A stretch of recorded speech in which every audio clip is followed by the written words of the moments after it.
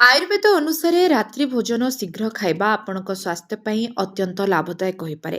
ପ୍ରତିଦିନ ସଠିକ୍ ସମୟରେ ଖାଇବା ଆରମ୍ଭ କରନ୍ତୁ ଏବଂ ଆପଣ ମାତ୍ର କିଛି ସପ୍ତାହ ମଧ୍ୟରେ ଏହାର ସକାରାତ୍ମକ ପ୍ରଭାବ ଦେଖିପାରିବେ।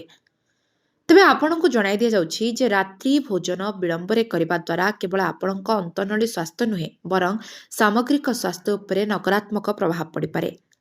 ରାତ୍ରି ଭୋଜନ ପାଇଁ ସଠିକ୍ ସମୟ କ'ଣ? ଯଦି ଆପଣ ସୁସ୍ଥ ସ୍ୱାସ୍ଥ୍ୟ ବଜାୟ ରଖିବାକୁ ଚାହାନ୍ତି ତେବେ ଆପଣଙ୍କୁ ସନ୍ଧ୍ୟା 6ଟାରୁ 8ଟା ମଧ୍ୟରେ ଖାଦ୍ୟ ଖାଇଦେବା ଉଚିତ। ସ୍ୱାସ୍ଥ୍ୟ ବିଶେଷଜ୍ଞଙ୍କ ଅନୁସାରେ ସନ୍ଧ୍ୟା 7ଟା ହେଉଛି ରାତ୍ରି ଭୋଜନ ପାଇଁ ଉପଯୁକ୍ତ ସମୟ। ଯଦି ଆପଣ ରାତି 8ଟା ପରେ କିମ୍ବା ବିଳମ୍ବିତ ରାତିରେ ଭୋଜନ କରୁଛନ୍ତି ତେବେ ଆପଣଙ୍କୁ ଏହି ଅଭ୍ୟାସକୁ ଯଥାଶୀଘ୍ର ସଂଶୋଧନ କରିବା ଉଚିତ। ତେବେ ଜଲ୍ଦି ଖାଇଲେ ସ୍ୱାସ୍ଥ୍ୟରେ କ'ଣ ଲାଭ ହୁଏ?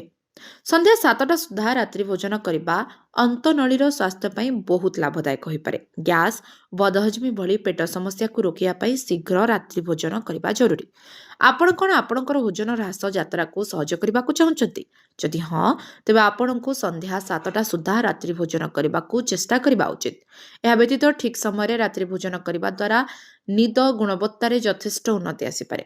ବିଳମ୍ବିତ ରାତିରେ ଖାଇବାରେ ଅସୁବିଧା ହେଲେ କ'ଣ ହୁଏ? ବିଳମ୍ବିତ ରାତିରେ ଖାଇବା ଦ୍ୱାରା ଏସିଡ୍ ରିଫ୍ଲକ୍ସ, ହାର୍ଟ ବର୍ନ ଏବଂ ପେଟ ଫୁଲିବା ଭଳି ସମସ୍ୟା ହୋଇପାରେ। ବିଳମ୍ବିତ ରାତିରେ ଖାଇବାର ସ୍ଥୂଳତା ହେବାର ଆଶଙ୍କା ମଧ୍ୟ ବୃଦ୍ଧି ହୋଇପାରେ। ଏହା ସହିତ ଏହା ମନେ ରଖିବା ଉଚିତ ଯେ ଯେଉଁମାନେ ବିଳମ୍ବିତ ରାତିରେ ଖାଆନ୍ତି ସେମାନେ ନିଦ ସମ୍ବନ୍ଧୀୟ ସମସ୍ୟାର ମଧ୍ୟ ସମ୍ମୁଖୀନ ହୁଅନ୍ତି।